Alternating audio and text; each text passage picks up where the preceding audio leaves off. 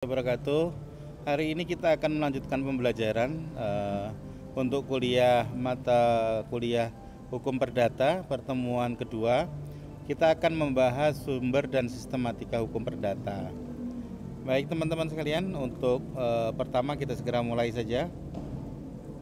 Kita akan karena kita membahas hukum perdata ya, kita pelajari dulu apa sih sebenarnya hukum itu, gitu kan ya. Hukum itu adalah menurut Utrecht himpunan petunjuk hidup yang mengatur tata tertib suatu masyarakat yang seharusnya ditaati oleh anggota masyarakat yang bersangkutan. Oleh karenanya pelanggaran terhadap petunjuk hidup itu akan menimbulkan tindakan dari pemerintah atau masyarakat. Artinya apa? Hukum itu mengatur tata tertib di tengah masyarakat. Dia ini sekumpulan aturan yang mengatur hidupnya orang. Nah, ini hukum.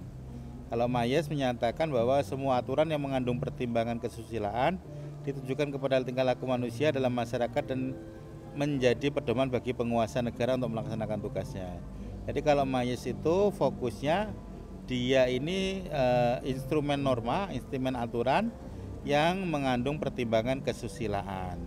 Ini yang menjadi pertimbangan di sini. Kemudian selanjutnya pengertian hukum oleh Sunariyati Hartono. Hukum itu tidak menyangkut kehidupan pribadi seseorang, katakan, tapi mengatur mengenai berbagai aktivitas manusia yang hubungannya dengan manusia lainnya. Atau dengan kata lain, hukum mengatur berbagai aktivitas manusia dalam kehidupan bermasyarakat. Jadi yang namanya hukum itu tidak mengatur hubungan pribadi, tentang persoalan pribadi ya. Misalkan mau makan, mau berak dan lain sebagainya, itu tidak ada dalam aturan hukum. Tapi dia ngatur hubungan antar manusia. Gimana kalau utang piutang antar orang, saling berdagang antar orang, itu diatur di situ. Kan mengatakan hukum itu keseluruhan syarat-syarat yang dengan ini kehendak bebas dari seseorang dapat menyesuaikan diri dengan kehendak bebas orang lain menurut peraturan hukum mengenai kemerdekaan. Jadi misalkan saya punya sepeda, terus Ali punya uang, dia butuh sepeda, maka saya punya kehendak bebas untuk menjual atau tidak sepeda itu. Kemudian Ali punya kehendak bebas juga, dia bisa memilih membeli atau tidak sepeda saya. Ketemulah di ini kesesuaian antara dua kehendak bebas, inilah yang disebut dengan aturan hukum. Jadi masing-masing orang ketemu apa kehendak bebasnya. Nah, kemudian itu pengertian hukum. Sekarang kita ngomong ke pengertian hukum perdata. Apa sebenarnya hukum perdata? Kalau tadi hukum secara umum, ini hukum perdata.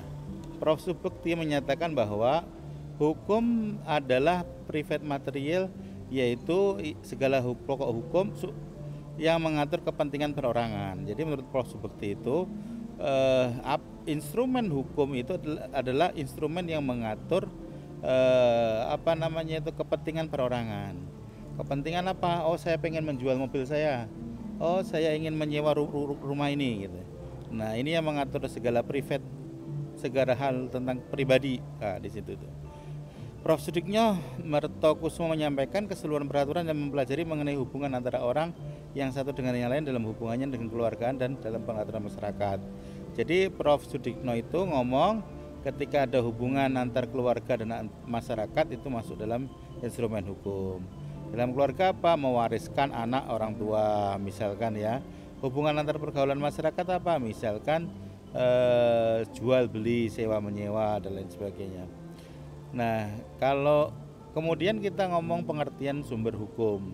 Sumber hukum itu setelah tahu kita definisi hukum, tahu definisi hukum perdata, sekarang itu kita ngomong sumber hukum. Sumber hukum itu menurut Kansel segala sesuatu yang menimbulkan aturan yang punya kekuatan bersifat memaksa. Ya, ini aturan yang kalau dilanggar mengakibatkan sanksi yang tegas dan nyata. Jadi menurut Kansel itu kalau ada impactnya, kalau ada yang memaksa, maka itu adalah sumber hukum ya. Misalkan sumber hukum itu apa? Undang-undang ada aturan paksa, orang harus mengikuti undang-undang. Rahman Amin menyampaikan sumber hukum itu adalah sesuatu yang dapat menimbulkan aturan hukum serta tempat ditemukannya hukum. Jadi di mana aturan hukum itu ada, disitulah sumber hukum.